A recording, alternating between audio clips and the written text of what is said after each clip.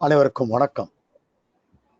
மதிப்பிற்குரியவர்களே, தொடர்ச்சியாக ஒவ்வொரு வாரமும் நாம் இந்திய விஞ்ஞானிகளினுடைய சரித்திர புகழ்மிக்க அவர்களுடைய பங்களிப்புகளை குறித்து தொடர்ந்து பேசிக் கொண்டிருக்கிறோம். நாம் இன்றைக்கு மிக மிக சரியான ஒரு நபரை பற்றி பேசப் போகிறோம். இந்த புத்தகத்தில் ஐன்ஸ்டீன்ஸ் காட், ஐன்ஸ்டீனின் கடவுள் என்று 384 பக்கத்திலிருந்து ஒரு அத்தியாயம் வருகிறது. அதுல அவர் ஸ்பினோசாவின் காடை பற்றி ஐன்ஸ்டீன் பேசியதையெல்லாம் நிரப்பிக் கொண்டிருக்கிறார். இப்படி நிரப்பிக் கொண்டிருக்கிற ஒரு விஷயத்தில் ஒரு இடத்தில் மிக அழகாக அவர் சொல்கின்றார், Einstein was so surprised that his God had a very important supporter from none other than India, where a Parsi man, Homi Jahangir Baba, met him to speak about his mesons என்று குறிப்பிடுகிறார். மதிப்பிற்குரிய ஹோமி பாபாவை நாம் புரிந்து கொள்வதற்கு முன் அவரை Einstein எவ்வளவு மதித்தார் என்பதை அறிந்து கொள்வது மிக மகிழ்ச்சியா இருக்கிறது. ஒரு புகைப்படத்தை உங்களுக்கு இப்போது காட்டியிருக்கிறோம். அதிலே ஐன்ஸ்டீன் இருப்பதை நீங்கள் பார்க்கலாம். யோகாவா என்கிற ஒரு மாமனிதர் இருக்கிறார், ஜான் வீலர் இருக்கிறார், இவர்களோடு ஹோமி பாபாவும் இருக்கிறார். இந்த நால்வரும் இணைந்து முதலில் ஹோமி பாபா அவர்கள் எக்ஸ்பெரிமெண்டலாக ஐன்ஸ்டீனுடைய சார்பு தத்துவத்தை நிரூபித்ததாக ஐன்ஸ்டீனே ஒரு இடத்தில் குறிப்பிடுவார். அந்த எக்ஸ்பெரிமெண்டல் இது நடந்த பிறகு இந்த கூட்டம், இந்த அற்புதமான நிகழ்ச்சியை நீங்கள் இங்கே தத்ரூபமாக ரசித்துக் கொண்டிருக்கிறீர்கள். இந்த புகைப்படம் ஒன்று போதும் இந்திய விடுதலை நாளை நாம் கொண்டாடுவதற்கு. ஸ்டாண்டர்ட் லார்ஜ் டிடெக்டர் என்று 93 உருவாக்கப்பட்டு பிறகு சர்னில் நாம் நம்முடைய காட்ஸ் பார்ட்டிகளை சென்று அடைந்த பொழுது 2 பேர் இந்தியர்களின் பெயர்கள் குறிப்பிடப்பட்டன. ஒன்று சத்யேந்திரநாத் போஸ், ஏனென்றால் போசான்களை தான் அவர் கண்டறிந்திருந்தார்கள். அதை கண்டடைவதற்கு பயன்பட்ட ஒரு விஷயம் என்கிற முறையில் பாபா ஸ்கேட்டரிங் முறையில் இது செய்யப்பட்டது என்று ஒரு அறிவிப்பை கொடுத்திருந்தார்கள். எனவே அத்தோடு தொடர்பு கொண்ட இன்னொரு இயற்பியல் விஞ்ஞானி ஜாம்பவான், மரியாதைக்குரிய நம்முடைய பாபா அவர்கள். மதிப்பிற்குரிய ஜஹாங்கீர் ஹோஸ்முட்சி பாபா அவர்களுக்கும் மெஹ்ரான் அம்மையாருக்கும் மும்பையில் பிறந்தார். பார்சி சமூகத்தை சேர்ந்தவர். பிறந்து அந்த தாய் தந்தையரோடு அவர் இருக்கும் புகைப்படம் கூட இதோ காட்டப்படுகிறது. அந்த புகைப்படத்தில் உள்ளது போல அவருக்கு ஒரு அண்ணன் இருந்தார், அவர் கடைக்குட்டி. அந்த குடும்பம் மும்பையில் வசித்துக் கொண்டிருந்த பொழுது முதலில் அவர் கத்தீட்ரல் பள்ளியில் சேர்க்கப்பட்டார். எவ்வளவு பெரிய செல்வந்தர் குடும்பத்தில் அவர் பிறந்திருக்கிறார் என்பதற்கு இந்த புகைப்படம் ஒரு சாட்சி. இந்த மெஹ்ரான் அம்மையார் அவர்கள் தலை சிறந்த ஒரு இசைஞர். மரியாதைக்குரிய ஜஹாங்கீர் பாபா ஒரு லாயர், அப்போதே பாரத்லா முடித்திருந்த ஒரு லாயர். அடிக்கடி தன்னுடைய சட்ட நுணுக்கங்களை காந்தி ஜஹாங்கீர் பாபாவோடு கலந்துரையாடுவார் என்று ஒரு குறிப்பு இருக்கிறது. அப்படிப்பட்ட அவர்களினுடைய கடைக்குட்டி பையன், கீழே வெள்ளையாக உட்கார்ந்திருப்பவர் வெள்ளை சட்டையோடு, அவர்தான் ஹோமி ஜஹாங்கீர் பாபா குட்டி குழந்தையாக. திடீரென்று ஒரு நாள் அந்த பள்ளி பருவத்தில் கத்தீட்ரல் பள்ளியில் தான் சேர்க்கப்பட்டிருந்தார்கள். மாலை பொழுதில் பாபா காணாமல் போனதாக அவர்கள் அதிர்ந்து போனார்கள். பாபா காணாமல் போய்விட்டார். என்ன செய்வது என்று தேடத் தொடங்கினார்கள். கிட்டத்தட்ட இரவு முழுவதும் அவர் கிடைக்கவில்லை. அடுத்த நாளும் தேடிக்கொண்டிருந்திருக்கிறார்கள். பள்ளிக்கூடத்திலே போய் கேட்டிருக்கிறார்கள். எங்கெங்கோ விசாரித்து காவல் நிலையத்துக்கு போகலாம் என்று முடிவெடுத்து, யார் பிரிட்டிஷ்காரர் காவலிடம் போவது, என்னங்க இது என்று அவர்கள் விவாதித்துக் கொண்டிருந்த பொழுது எங்கிருந்தோ பாபா வந்தார். ஹோமி ஜஹாங்கீர் பாபா. இவ்வளவு நேரம் எங்கிருந்தா என்று கேட்டார்கள். இரவு முழுக்க நான் இருந்து விட்டேன், சாரி, விழுந்தது கூட எனக்கு தெரியவில்லை. எங்க இருந்தா என்று கேட்டார். நான் அப்பாவினுடைய லைப்ரரியில் தான் இருந்தேன் என்று சொன்னார் பாபா. எவ்வளவு அருமையாக தன் தந்தையினுடைய லைப்ரரியிலே அவர் இரவு முழுவதும் கழித்திருக்கிறார். அப்போதிலிருந்தே வாசிக்க வேண்டும் என்கிற எண்ணத்தோடு அவர் வாழ்ந்திருக்கிறார் என்பதற்கு அது ஒரு சாட்சி. அவர் ஜான் கனான் ஸ்கூலுக்கு அடுத்தபடியாக மாற்றப்பட்டார். அந்த ஸ்கூலை பொறுத்த வரைக்கும் அவர் பேர் எலக்ட்ரிசிட்டி பாய். ஏன்னா அந்த பள்ளிக்கூடத்துக்கு அப்பதான் எலக்ட்ரிக் கனெக்ஷன் கொடுக்கப்பட்டது.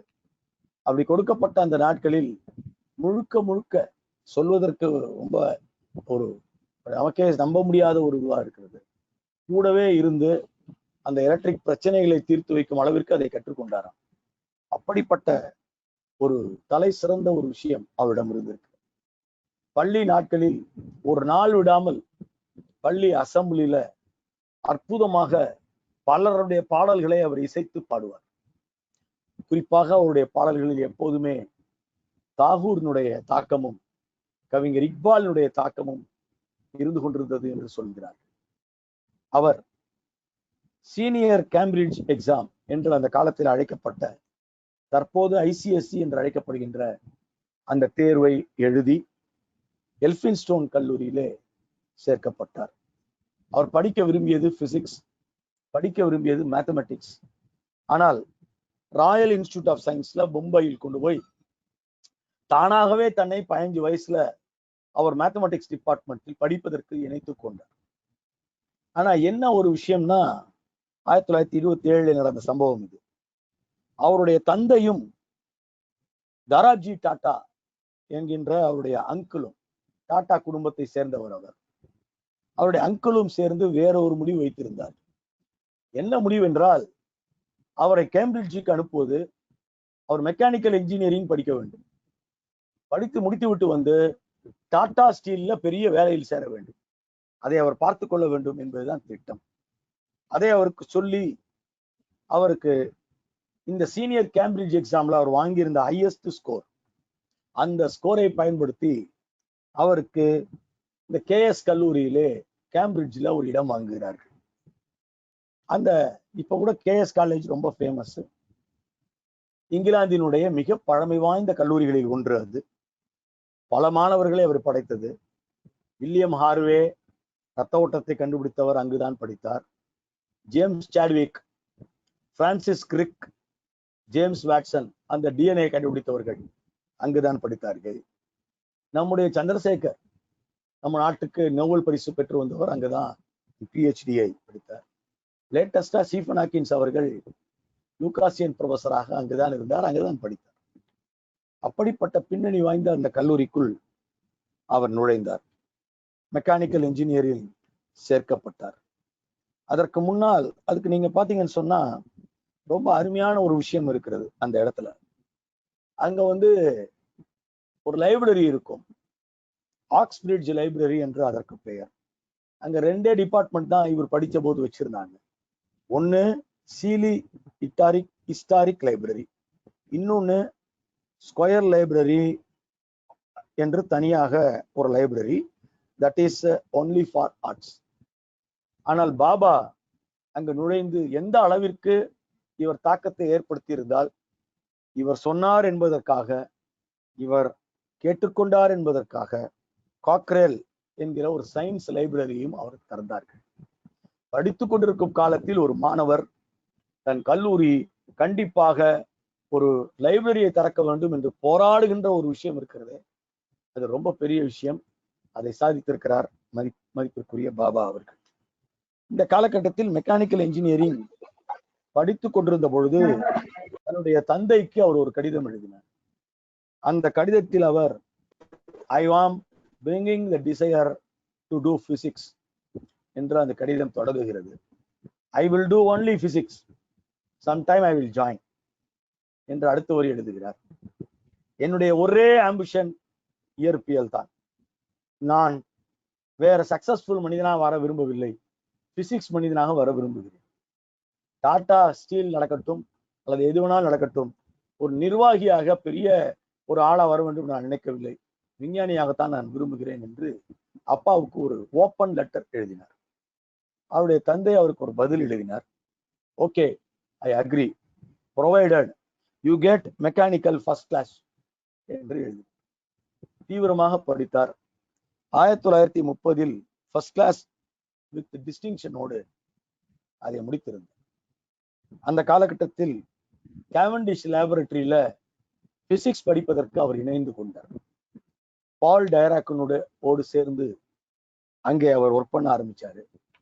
அந்த கேவண்டிஷ் லேபரட்டரியில தான் ஜேம்ஸ் சாட்விக் நியூட்ரானை கண்டுபிடித்திருந்தார். எர்னஸ்ட் வாட்சன், காக்ராஃப்ட் போன்றவர்கள் லித்தியம் எனர்ஜி புரோட்டான் பாம்பார்ட்மெண்ட்டை கண்டுபிடித்தார்கள். அதே கேவண்டிஷ் லேப்ல தான் பேட்ரிக் பேக்லெட் கிளவுட் சேம்பர்ஸை உருவாக்கி கொண்டிருந்தார். கோசிப் எலக்ட்ரான் பேர்ஸை உருவாக்கி கொண்டிருந்தார். இந்த நேரத்தில் பாபா என்ன செய்தார்? இந்த அத்தனை லேபுக்கும் விஜயம் செய்கிற ஒரே ஆளாக இருந்தார். வேரியஸ் எக்ஸ்பெரிமெண்ட்டுக்கு அவர் உதவி செய்வார். இன்ஸ்ட்ருமெண்ட்டை உற்பத்தி செய்து உருவாக்குவதற்கு அவருடைய இன்ஜினியரிங் அறிவை பயன்படுத்தி எந்த இன்ஸ்ட்ருமெண்ட்டை வேண்டுமானாலும் மிக தெளிவாக அவரே கட்டமைப்பார். இந்த காலகட்டத்தில் டைராக்கோடான அவருடைய நட்பு ஒரு பக்கம் இருந்தது. இன்ஜினியரிங்ல அவர் வாங்கிய டிஸ்டிங்ஷன் என்பதற்காக சாலமன் ஸ்டூடெண்ட்ஷிப் என்கிற ஒரு விருது அவருக்கு வழங்கப்பட்டது. அது பெரும் தொகை. அப்பாவிடம் பணம் கேட்காமலேயே பிசிக்ஸ் படிக்க பணம் கட்டி கொண்டிருந்தார். ஒரு பிடிவாதம். 1931-32 அதை வைத்துக்கொண்டு என்ன செய்யலாம் என்று யோசித்துக் கொண்டிருந்தார். டைராக் ஒரு ஐடியா சொன்னார். அதன்படி மேத்தமெட்டிக்ஸ் ட்ரைபாஸ் எக்ஸாம் எழுதுவது என்று முடிவு செய்கிறார். இப்போ என்ன ஒரு ட்ரைபாஸ் எக்ஸாம்னா என்ன? அது என்ன மேத்தமெட்டிக்ஸ் ட்ரைபாஸ் எக்ஸாம்? இந்த உலகிலேயே மிக கடினமான தேர்வு என்று மேத்தமெட்டிக்ஸ் ட்ரைபாஸ் எக்ஸாமை தான் அழைத்துக் கொண்டிருந்தார். 1780 கேம்பிரிட்ஜில் அந்த பரீட்சை நடக்கும். 1884 வரையில் அந்த பரீட்சையோட பேரே செனட் ஹவுஸ் எக்ஸாம். அது எழுதினா செனட் ஹவுஸுக்கு செலக்ட் ஆயிடலாம். அப்படி ஒரு தேர்வு அது. பாபாவினுடைய புகைப்படங்கள் தொடர்ந்து உங்களுக்கு காட்டப்படும். உரையில் பல்வேறு விஷயங்கள் இடம்பெறும். கொஞ்சம் அங்கேயும் கான்சன்ட்ரேட் பண்ணலாம். பிற்காலத்துல பாபா கிளாஸ் எடுக்கிற ஒரு படம் இது. இப்போ நம்ம அந்த எக்ஸாம்குள்ள இருக்கோம். Tripos exam. Tripos exam 16 paper, 8 நாள் நடக்கும், 44 மணி நேரம் நடக்கும். மொத்த மதிப்பெண் 17,000. அதுக்கு தான் எக்ஸாம் நீங்க எழுதணும். ஒரு காலகட்டத்தில் 7634 தான் ஃபர்ஸ்ட் மார்க்கே வரும். ஏன்னா ஒரு ஏகப்பட்ட கணக்கு இருக்கும். அதை சால்வ் பண்றது அவ்வளோ ஈஸி இல்லை. 1909 ரீஃபார்ம்ஸ் கொண்டு வந்த பொழுது அந்த பரீட்சையை 3 நாளாக மாற்றினார்கள். 17,000 மார்க் தேவையில்லை, 10,000 மார்க் போதும் என்று அதை சுருக்கினார்கள். பரீட்சைக்கு நடுவில் வாக்கிங் போகலாம், ஜாகிங் போயிட்டு வரலாம் என்றெல்லாம் கூட மாற்றங்கள் அறிவிக்கப்பட்டன. பாபாவுக்கு அந்த பரீட்சையை எதிர்கொண்ட பொழுது 1933 அந்த பரீட்சையில் பாபா ஃபர்ஸ்ட் கிளாஸ்ல பாஸ் பண்ணாரு. அப்போது இருந்த அந்த தேர்வு மதிப்பெண் அடிப்படையில் அவர் 3வது இடம் பிடித்திருந்தார். முதல் 2 இடங்களை பிடித்தவர்கள் வரலாற்றில் இடம்பெறவில்லை. அப்போது அவருக்கு ரவுசல் பால் டிராவலிங் ஸ்டூடெண்ட்ஷிப் என்கிற ஒரு ஸ்காலர்ஷிப் இதன் மூலம் கிடைத்தது.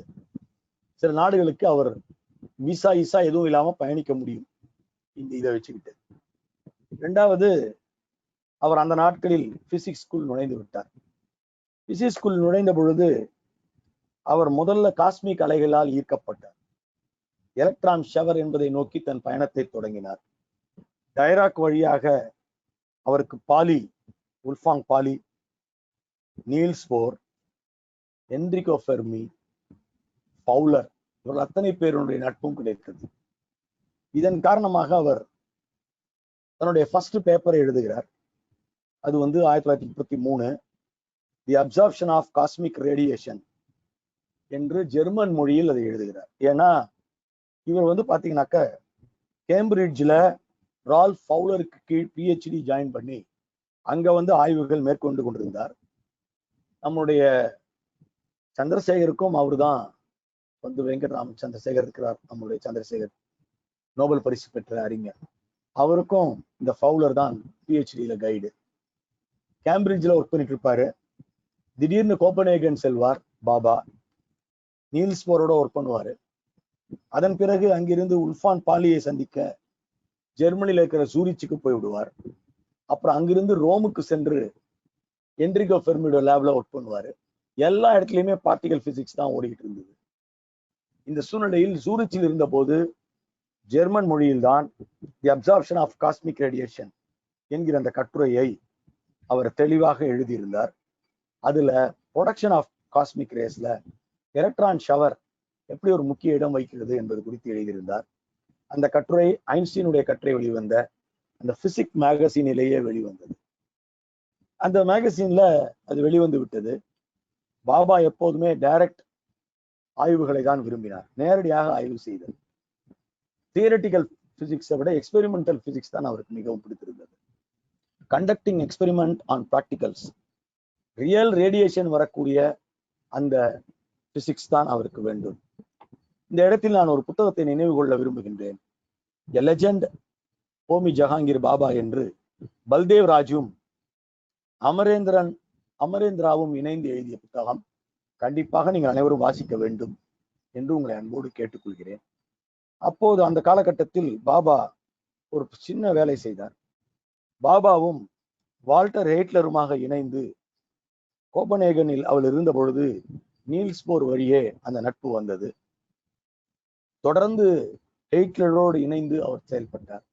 ஹெய்ட்லர் ஒரு யூத மதத்தை சேர்ந்தவர். அப்போ நியூக்ளியர் பிசிக்ஸ்ல டாக்டரேட் வாங்குவதற்கு பாபாவை அவர் ஊக்கப்படுத்தினார். பவுலரினுடைய தலைமையில் அவர் வாங்கினார். தியரட்டிக்கல் பிசிக்ஸ்ல அந்த கேவண்டிஷ் லேப்ல அவர் செய்த அற்புதமான வேலைகளுக்காக பிஎச்டி வழங்கப்பட்டது. அதுல முக்கியமா அவர் என்ன செஞ்சார்னா, காஸ்மிக் அலைகள் வானத்திலிருந்து கீழே வருகின்றன, அப்படி எல்லா இடத்திலும் அது விழுகிறது, பூமியின் மேலும் விழுகிறது. அப்படி விழும்போது என்ன மாதிரி துகள்களை அது ஏற்படுத்துகிறது, அந்த துகள்கள் பூமிக்குள்ளே வர வர ஒவ்வொரு கட்டத்திலும் வினை புரிந்து பூமியில கடைசியில வந்து விழும்பொழுது எப்படிப்பட்ட துகள்களை உற்பத்தி செய்கின்றன என்பதற்கான ஆய்வு கட்டுரை தான் அவருக்கு பிஹெச்டி வாங்கி கொடுத்த ஆய்வு கட்டுரை. அவர் அதோடு அதை நிறுத்தவில்லை. அவரும் வால்டர் ஹெய்ட்லரும் இணைந்து the passage of fast electrons and the theory of cosmic showers என்று ஒரு பேப்பர் எழுதி அதை ராயல் சொசைட்டியினுடைய ப்ரொசீடிங்ஸில் வெளியிட்டு காட்டினார்கள். அதுல தரைமட்டத்தில் இருந்து அறியப்படும் துகள்களை அவர்கள் ஆய்வுக்கு உட்படுத்தியிருந்தார். ஆனா பாபா அதோடு நிறுத்தவில்லை. அவர் என்ன செஞ்சார் அப்படின்னா, காஸ்மிக் அலைகளை ஆய்வு செய்வதற்காக மிக அருமையாக எஸ்விசி இயா என்று அழைக்கப்பட்ட ஒரு ஜெர்மானியரோடு இணைந்து ஒரு ஜீஜர் முல்லர் கவுண்டர் டெலஸ்கோப் ஒன்றை செய்தார். அவர் தான் இன்ஜினியர் இல்லையா? அந்த ஜீஜர் முல்லர் கவுண்டர் டெலஸ்கோப் எதுக்குன்னா, நம்மளுடைய ரேடியேஷனை அது வருகிறதா என்பதை அணு கதிர்வீச்சை கண்டறிகின்ற அந்த மிஷின் தான் வந்து ஜீஜர் முல்லர் கவுண்டர். நம்ம இந்தியாவில் உருவாக்கப்பட்ட ஒரு ஜீஜர் முல்லர் கவுண்டரோட தான் நேருவும் பாபாவும் இருப்பதை நீங்கள் பார்க்கிறீங்க. ஆனா இந்த ஜீஜர் முல்லர் கவுண்டருக்கே ஒரு டெலஸ்கோப்பையே செய்தார் பாபா. எப்பன்னு கேட்டீங்கன்னா 1935. இப்படி ஒரு டெலஸ்கோப்பை செய்து அவர் வந்து வானத்துக்கு அனுப்புனா ஒரு கிலோமீட்டருக்கு கீழேயும் எத்தனை துகள்கள் எப்படி இருக்கு, எப்படி ரேடியேஷன் இருக்குன்னு அளக்க முடியும் காஸ்மிக் அலைகளை என்று நம்பினார். அப்போ முதல்ல இங்க இருந்து நேர மேல 35,000 அடி, அப்புறம் 30,000 அடி, இப்படியே குறைச்சி வந்து 5,000 அடி தரை என்று அவர் முடிவு செய்தார். இதற்கேற்றாற் போல பலூன் அனுப்பலாம் என்று ஹெய்ட்லர் முடிவு செய்த பொழுது, பலூன் வந்து 2 விஷயம். ஒண்ணு, ஜீஜர் முல்லர் அந்த டெலஸ்கோப்பை ஒரு முறை பலூன்ல அனுப்பிச்சிட்டீங்கன்னா அது அதோட வீணா போயிடும். வேற மாற்று வழி இருக்கான்னு பார்க்கணும் ஒண்ணு. ரெண்டாவது, பலூனுங்கிறது ரொம்ப காஸ்ட்லி அஃபேராக இருந்தது. பாபா ஒரு அழகான வேலை செய்தார். அப்போ அவர் வந்து நேராக தன்னுடைய நண்பர் அமெரிக்காவிலே அப்போது ஆய்வு செய்து கொண்டிருந்த பைரா சிங் கிரில் என்கின்ற நம்முடைய இந்தியாவினுடைய தலை சிறந்த பிசிஸ்ட், அவருக்கு பின்னால் வருகிறேன், அவர்களோடு தொடர்பு கொண்டு அமெரிக்க ஏர்கிராப்ட், அப்போ யுத்தத்திற்கு பயன்படுத்திய யுஎஸ் ஏர்போர்ஸுக்கு பயன்படுத்திய B-29 பாம்பர் ஏர்கிராப்ட் அதிலே வைத்து இதை பறக்க விடுவது என்று முடிவு செய்து மிக புரட்சிகரமான அந்த எக்ஸ்பெரிமெண்ட்டை பண்ணாரு. உலகமே திரும்பி பார்க்க வைத்த எக்ஸ்பெரிமெண்ட் அது. அந்த எக்ஸ்பெரிமெண்ட்ல ஒரு ஏரோப்ளேன் மேல போய் இவருடைய டெலஸ்கோப்போடு பறந்து ஒவ்வொரு அடியிலும் ஆய்வு செய்து மிக துல்லியமாக அழகாக அந்த கட்டுரையை அவர் வெளியிட்டார். அந்த கட்டுரையில வந்து எலக்ட்ரான்கள் வெளிப்படுத்தும் ஆற்றலை கணக்கிட்டு அவர் வெளியிட்டார். இது this verified the theory of relativity என்று ஐன்ஸ்டீனுக்கு புரிய வைக்கும் அளவுக்கு அற்புதமான ஒரு கட்டுரையை அவர் வழங்கினார். அந்த கட்டுரை actual straightforward experiment of verification of theory of relativity என்று ஐன்ஸ்டீன் கையொப்பமிட்டு அழகாக அதை வெளியிடும் அளவுக்கு உலக அளவில் அது பேசப்பட்டது. அந்த பேப்பருக்கு அப்புறம் 35ல இன்னொரு பேப்பர் கொண்டு வராரு. அதுல ஒரு கேள்வியை கேட்டுக்கொள்கிறார். What happens when positron and electron meet? அந்த காஸ்மிக் அலை இதுல இரண்டும் ஒன்றை ஒன்று அழித்துக் கொள்ள முற்படும் என்கிற விடையையும் கண்டுபிடிக்கிறார். தே அனிஹிலேட் ஈச் அதர். அப்ப ஏராளமான எனர்ஜி ரிலீஸ் ஆகும். அப்படி நிர்மூலமாகும் போது ஏராளமான எனர்ஜி ரிலீஸ் ஆகும். பாசிட்ரானும் எலக்ட்ரானும் மீட் பண்ணா என்ன ஆகும்? இந்த இடத்தில் தான் இரண்டு விஷயங்களை அவர் முன்வைக்கிறார். அப்போது ஒரு ஸ்கேட்டரிங் ஏற்படும் என்று அறிவிக்கிறார். அதற்கான ஃபார்முலாவை தருகிறார். அந்த ஸ்கேட்டரிங்க்கு பாபா ஸ்கேட்டரிங் என்று ரிச்சர்ட் ஃபெய்ன்மன் தான் பெயரிட்டார். அந்த ஃபார்முலா பாபா ஃபார்முலா என்று அழைக்கப்படுகிறது. அதுதான் கேஸ்கட் தியரி ஆஃப் எலக்ட்ரான்ஸ் என்று ஃபெய்ன்மன் காலத்தில் பாபாவிடமிருந்து அடைந்து காட்டியது. இந்த இடத்துல குறிப்பா அவர் சென்று அடைந்திருந்த ஒரு விஷயம் சாதாரண விஷயம் அல்ல. எலக்ட்ரான், புரோட்டான், நியூட்ரான் இருக்கிறது என்று சொல்கின்றோம். இவை மூன்றுக்கும் இடையில் பரிவர்த்தனை செய்வது எது? ஒன்றுக்கொன்று எப்படி இவை சிமிக்கை மூலம் தங்களை அறிந்து கொள்கின்றன? ஒரு அணுவை காப்பதற்கு இந்த 3 பேருக்குமான கோஆபரேஷன் முக்கியம். எது செய்கிறது என்று வருகின்ற பொழுது அதை இந்த கட்டுரையிலேயே அவர் போட்டு உடைத்திருந்தார். பிற்காலத்தில் அதை செய்வது யூகான் என்கின்ற ஒரு பார்ட்டிகல் என்று நீல்ஸ் போர் அறிவித்த பொழுது அந்த கான்பரன்ஸில் இல்ல இது மீசோட்ரான் தான் என்று அமெரிக்க விஞ்ஞானிகள் எதிர்ப்பு தெரிவித்தார்கள். இரண்டுமே அல்ல. 1936 பாபா எழுதிய கட்டுரையில் மீசான்கள் என்று அவை அழைக்கப்பட்டன. மேசான் என்பதுதான் சரியான வார்த்தை. ஏனென்றால் மேஸ் என்றால் கிரேக்க மொழியில் தொடர்பு படுத்துதல் என்று அர்த்தம் என்று அதற்கு கடைசியாக மேசான்கள் என்று பெயரிட்டார்கள். இதெல்லாம் பாபாவின் அரிய சாதனைகள். 1939 திடீரென்று உலக யுத்தம் மூண்டது. முதல்ல துரத்தப்பட்டவர்களில் ஹிட்லரும் ஒருவராக இருந்தார். ஏன்னா அவர் யூதர். பலரும் அமெரிக்காவில் தஞ்சம் புகுந்த பொழுது அந்த வெக்கேஷனுக்கு இந்தியா வந்து விட்டார் பாபா. பாபா இந்தியாவுக்கு வந்து நடந்து இப்படியெல்லாம் இருந்து கொண்டிருந்த பொழுது CV ராமன் அவரை அழைத்து, இனிமேல் தயவுசெய்து திரும்பி போக வேண்டாம், இந்தியாவில் நாம் அறிவியலை வளர்க்க வேண்டும், இயற்பியலை வளர்க்க வேண்டும் என்று பேச்சு கொடுக்க தொடங்கினார். அப்போது பெங்களூர்ல இருந்த இந்தியன் இன்ஸ்டிடியூட் ஆஃப் சயின்ஸுக்கு பாபாவை வரவழைத்து அங்கே ஒரு ரீடர் என்கிற ஒரு பதவியை கொடுத்தார். அந்த டிபார்ட்மெண்ட்ல அற்புதமான ஒரு காஸ்மிக் ரிசர்ச் யூனிட்டை பாபா உருவாக்கி கொடுக்கிறார். அதற்கு டாட்டாவினுடைய கிராண்ட் அவர்களுக்கு கிடைக்கிறது. டாடா கிராண்டின் அடிப்படையில் மிக மிக அற்புதமான ஒரு கிளவுட் சேம்பரையும் அங்கே அவர் அமைத்து கொடுக்கிறார். அது வந்து 12 இன்ச்சு டயாமீட்டர் கொண்ட ஒரு பெரிய கிளவுட் சேம்பர். அந்த கிளவுட் சேம்பரை RL குப்தா தான் டிசைன் பண்றாரு. MS சிங் அங்கே மேசான்கள் இருப்பதை கண்டுபிடித்து உலகிற்கு அறிவிக்கிறார். இதற்கு நடுவில் பாபாவுக்கு அவர் ஒரு கடிதம் எழுதுகிறார் டாட்டாவுக்கு. ஹோமி நம்முடைய ஜம்ஷெட்பூர் டாட்டாவின் காலம் முடிந்து JRD டாட்டாவினுடைய காலம் தொடங்குகிறது.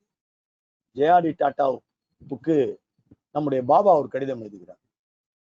இந்தியா உருப்பட வேண்டும் என்று நினைத்தீர்களானால் ஒரு மிகப்பெரிய ஒரு அறிவியல் ஆய்வகத்தை எனக்கு ஏற்படுத்தி கொடுங்கள் என்று கேட்கிறார். அப்படி உருவானதுதான் Tata institute of fundamental research.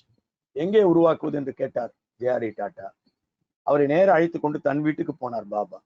ஏற்கனவே மிகப்பெரிய ஒரு ஆய்வகமும் அங்கே நூற்றுக்கணக்கான மாணவர்களும் வேலை பார்த்து கொண்டிருப்பதை பார்த்து டாட்டா உண்மையிலே வெற்றி போனாராம். அதன் பிறகு ஒரு அழகான இடத்தை தேர்வு செய்தார்கள்.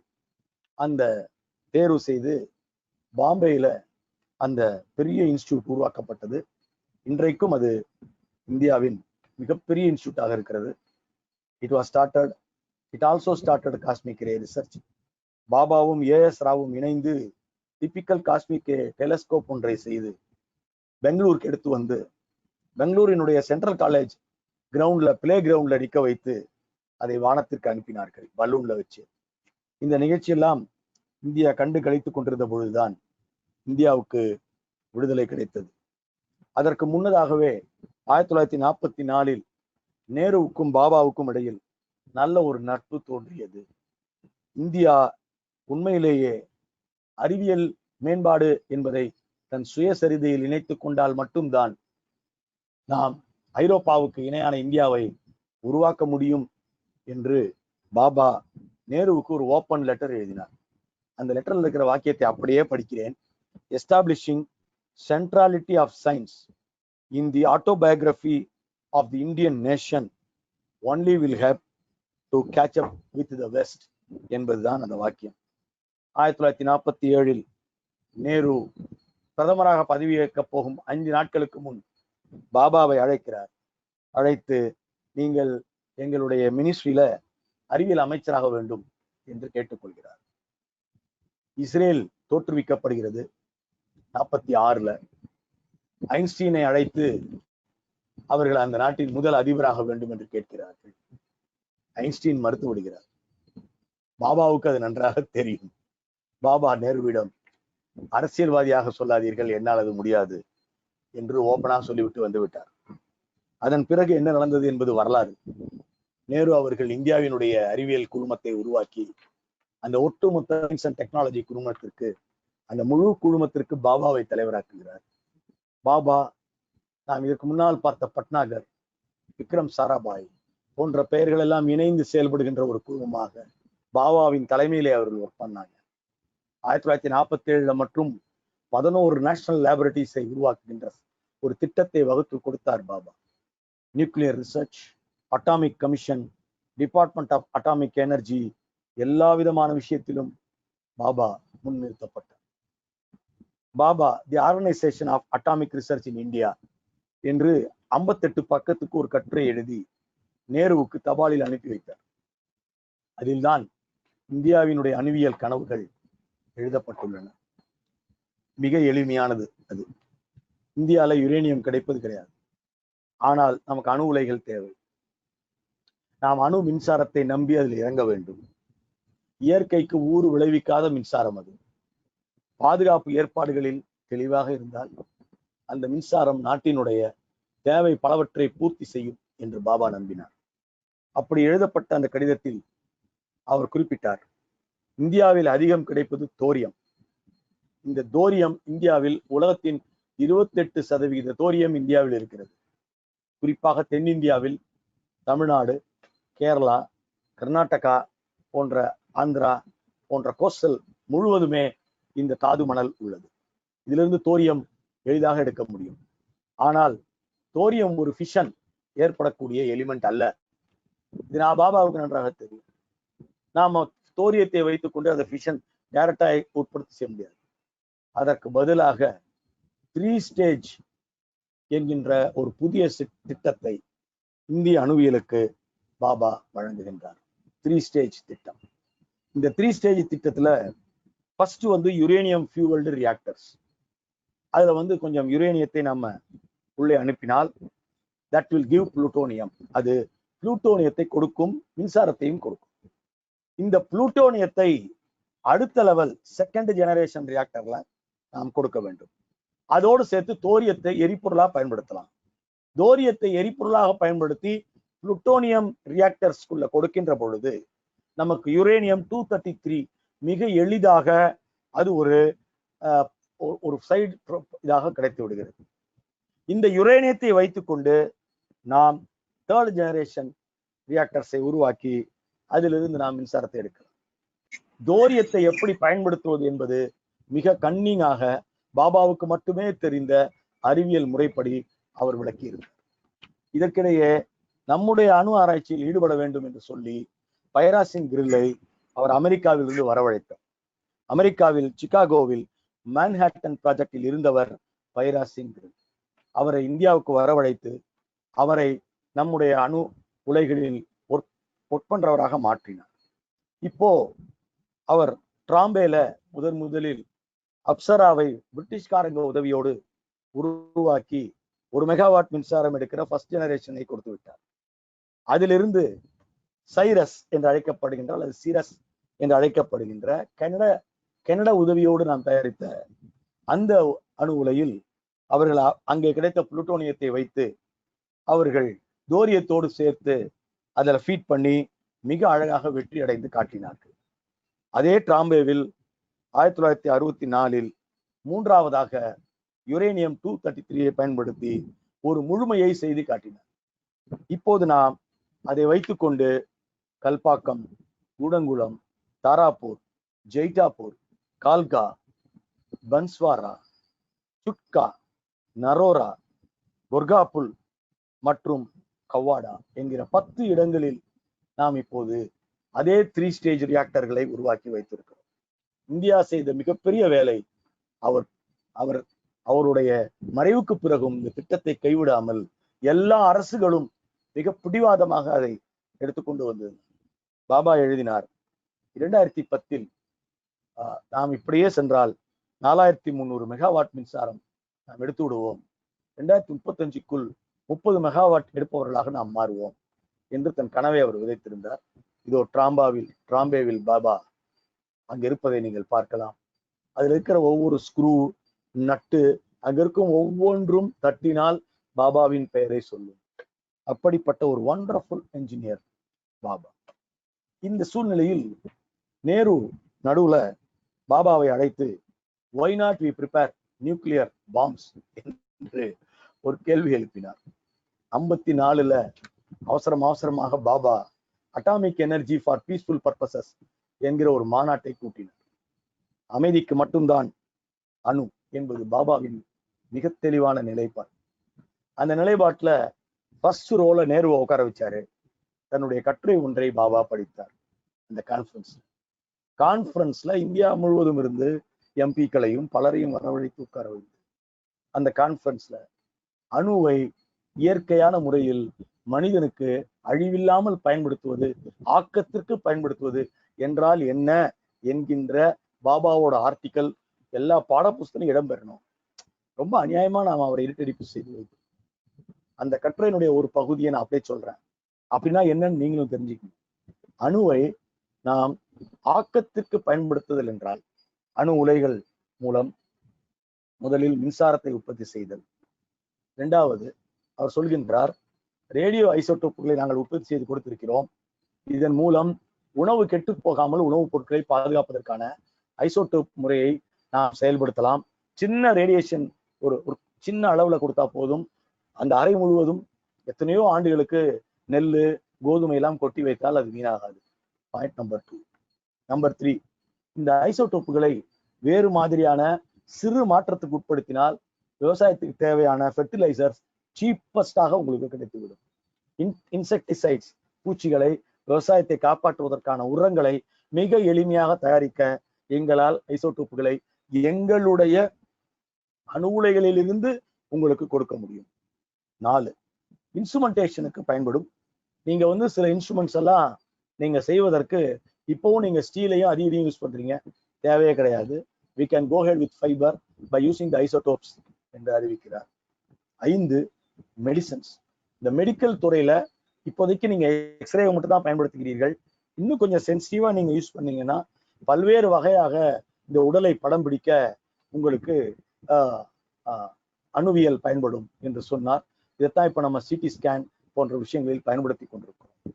கடைசியாக அவர் சொன்னது, இந்தியா முழுவதும் வாட்டர் ட்ரேசஸ், கோல்டு ட்ரேசஸ், எங்கெல்லாம் என்னென்ன மெட்டீரியல் இருக்கிறது என்பதை ட்ரேஸ் பண்றதுக்கு நீங்க இதை சின்ன ரேடியேஷன்ஸ் உள்ள நாங்க கொடுக்குற அந்த இன்ஸ்ட்ருமெண்ட், இந்த வேஜர் முல்லர் கவுண்டர் மாதிரியே செய்து கொடுக்கிற அணுவியல் சம்பந்தப்பட்ட கருவிகள் கொடுக்கிறோம். அதை வைத்து நீங்கள் பயன்படுத்த முடியும். இப்படி இந்தியா முழுவதும் இருக்கிற அரசியல்வாதிகளை பலரை உட்கார வச்சு அழகாக டியூஷன் எடுக்கிறாரு.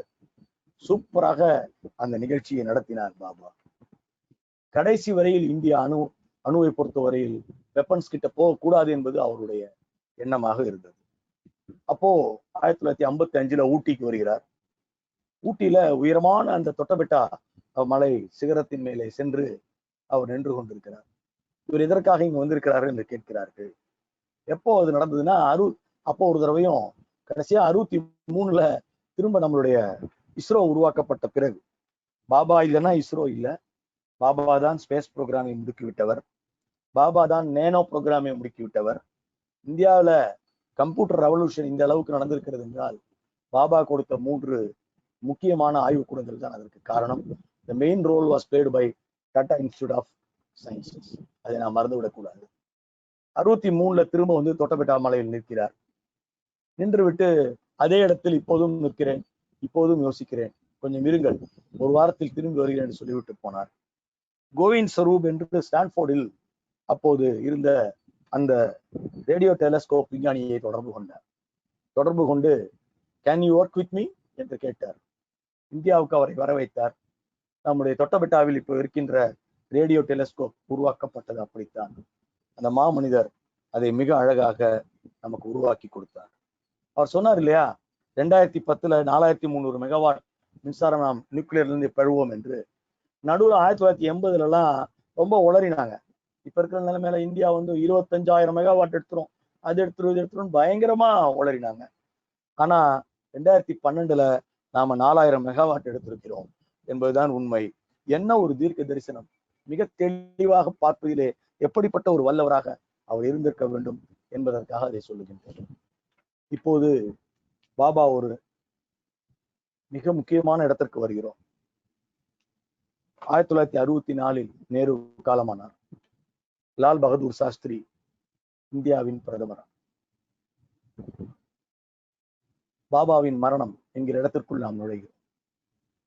அன்பு தோழர்களே, இந்தியாவினுடைய அணு மட்டுமல்ல, அனைத்து விதமான வளர்ச்சிக்கும் தன்னை அர்ப்பணித்துக் கொண்ட பாபா, அவரை நம்பினார் 100க்கு 100 நம்முடைய லால் பகதூர் சாஸ்திரி அவர். இந்த இடத்தில் பாபா மட்டுமல்ல, இன்றைக்கு நாம் சுதந்திர தினம் அல்லவா, நாம் சாஸ்திரியை பற்றியும் சொல்ல வேண்டும். அற்புதமான ஒரு மனிதர் சாஸ்திரி. நேரு இறந்து விட்டார், இந்தியாவை சீண்டி பார்க்கலாம் என்று நம்முடைய அண்டை நாடு நம் மீது படையெடுத்து வந்தது 1965 முதல் இந்திய பாகிஸ்தான் யுத்தம். அந்த யுத்தத்தை எதிர்கொண்டவர் சாஸ்திரி, அதை நாம் மறந்துவிடக் கூடாது. ஜெய் கிசான், ஜெய் ஜவான் என்கிற மிகப்பெரிய அந்த முழக்கத்தை இந்தியா முழுக்க கொண்டு சென்றவர் சாஸ்திரி அவர். அப்போது பாகிஸ்தானோட போர் மூண்ட பொழுது, போர் நடந்து கொண்டிருந்த அந்த காலகட்டத்தில் சாஸ்திரியோடு உடன் இருந்து அந்த போரை எதிர்கொண்டவர்கள் 2 பேர். அவர்களில் ஒருவர் பாபா. சாஸ்திரி தீவிரமாக நேரு விட்டு சென்ற அந்த சோவியத் ஆதரவை விடாமல் எடுத்து சென்றவர். குருஷேவோடு நேரடியாக பேசக்கூடியவராகவும் அவர் இருந்தார். அப்படிப்பட்ட ஒரு காலகட்டத்தில் அந்த யுத்தத்திலே இந்தியா பெருவெற்றி அடைந்தது. வெற்றி அடைந்த பிறகு குருஷேவ் பாகிஸ்தான் இந்தியாவுக்கு இடையே ஒரு பேச்சுவார்த்தை நடத்துவதற்கு தாஷ்கண்டில் ஏற்பாடு செய்தார். இந்த பேச்சுவார்த்தைக்கு முன்னதாக இந்த புகைப்படத்தில் நீங்கள் பார்க்கிற பாபா சாஸ்திரி சந்திப்பு நிகழ்ந்தது. அப்போது பாபாவிடம் சாஸ்திரி, நாமும் நியூக்ளியர் வெப்பன்ஸ் என்கின்ற அணு ஆயுத நம்முடைய ஆயுதங்களுக்குள் நுழைந்து விடுவோமா என்று கேட்கிறார். சோவியத் விஞ்ஞானிகளோடு நாம் கொஞ்சம் அது பற்றி பேசலாமா என்று கேட்கிறார். பாபா ஒப்புக்கொள்கிறார். அவர்கள் பேச தொடங்குகிறார்கள். நமக்கு அது மட்டுமல்ல, நமக்கு இன்னும் 31 அணு உலைகள் தேவை. இந்த 36 ரியாக்டர்ஸ்களுக்கு சோவியத் உதவி செய்யுமா என்று கேட்கிறார் பாபா. அப்படி வந்த ஒப்பந்தங்களில் ஒன்றுதான் நம்முடைய கூடங்குளத்திலே இன்று நடந்து கொண்டிருக்கிற வந்திருக்கிற இந்த விஷயம். அந்த காலகட்டத்தில் மிக மிக உன்னிப்பாக நம்மை கவனித்துக் கொண்டிருந்தார்கள். உலக அணு அரசியலுக்கு இந்த 2 பேருமே பலியானார்கள் என்று சொல்லப்படுகிறது. நான் ராபர்ட் கவுலி மற்றும் கிரெகரி டக்ளஸ் இருவரும் இணைந்து எழுதிய கன்வர்சேஷன்ஸ் வித் த க்ரோ புத்தகத்தை கடந்த ஒரு வாரமாக படித்து முடித்து விட்டேன். அந்த புத்தகம் சொல்கிறது, ஒரே வருடத்தில் ஜனவரி மாதத்தில் இந்த 2 பேருமே இறந்து போனார்கள். ஒருவர் தாஷ்கண்டில் இருந்து போனார், ஒருவர் ஜெனீவாக்கு பக்கத்தில் ஏரோப்ளைனில் பறந்து கொண்டிருந்த பொழுது இறந்து போய்விட்டார். இந்த 2 மரணங்களுக்கும் இடையில் ஏதாவது தொடர்பு இருக்குமா என்று ஆழமாக அந்த புத்தகம் அலசுகிறது. தாஷ்கண்டுக்கு சென்று கிர்கிஸ்தானுடைய தலைநகர் உஸ்பெகிஸ்தான் தலைநகர் தாஷ்கண்டுக்கு சென்று உஸ்பெகிஸ்தானில் பாகிஸ்தான் வீரர்களை சந்தித்து அந்த அரசோடு ஒப்பந்தம் செய்து கொண்டு கைச்சான்றிட்ட மறுநாள் சாஸ்திரி மர்மமான முறையில் இறந்து போனார். சாஸ்திரியின் மரணம் குறித்து லலிதா சாஸ்திரி அவருடைய மனைவி ஒரு புத்தகம் எழுதியிருக்கிறார். மிக மிக அற்புதமான கவிதை உள்ளது. அதனுடைய கடைசி 3 அத்தியாயங்கள் ஆங்கிலத்திலே மொழிபெயர்க்கப்பட்டுள்ளன.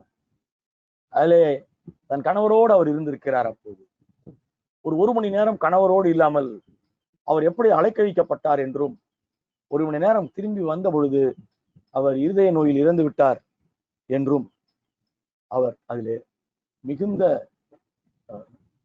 துக்கத்தோடு எழுதியிருக்கிறார். விஷம் வைத்து கொல்லப்பட்டார் என்று ஒரு தியரியும் இருக்கிறது. எதுவாக இருந்தாலும் ஆர்டிஐ என்கிற ஒரு சட்டம் வந்த பிறகு அவர் எப்படி இறந்தார், போஸ்ட்மார்டம் எங்கு நடந்தது என்று கேட்டு பலரும் எழுதினார்கள்.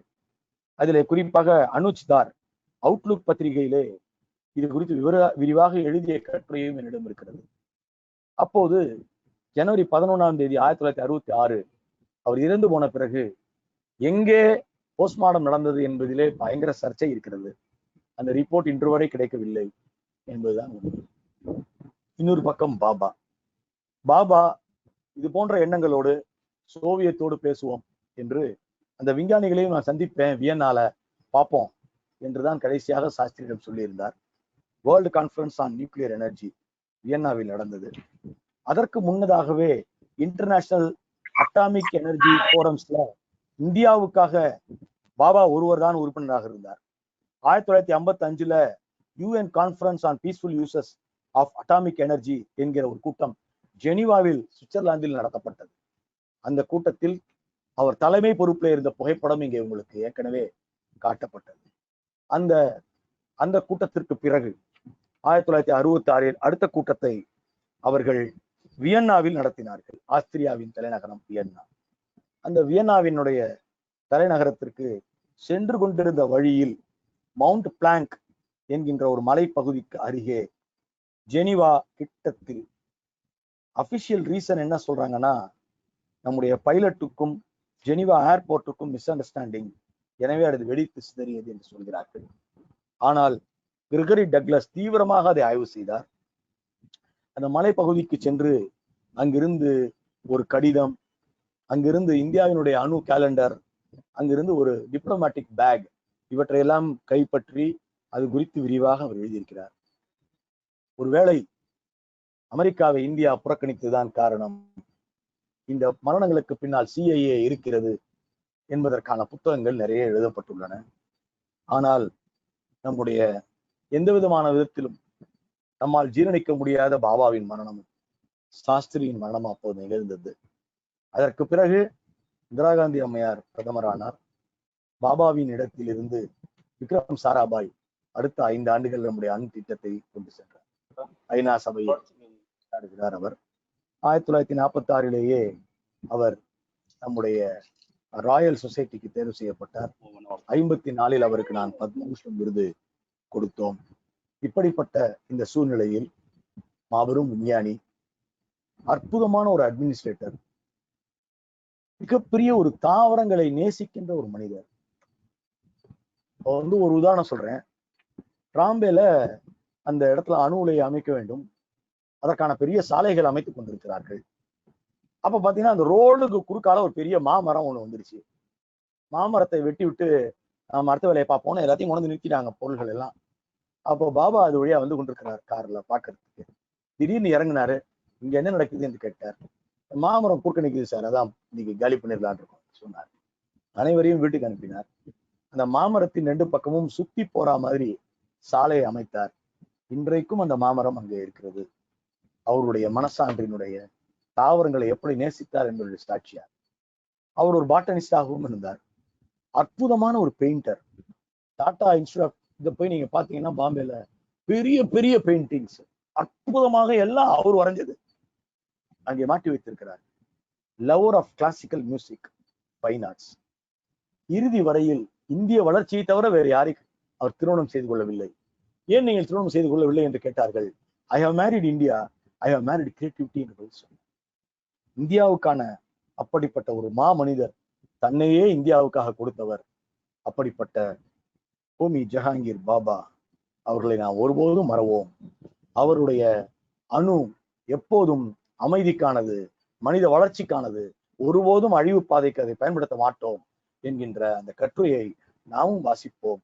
அவர் வழி நிற்போம். நன்றி, வணக்கம்.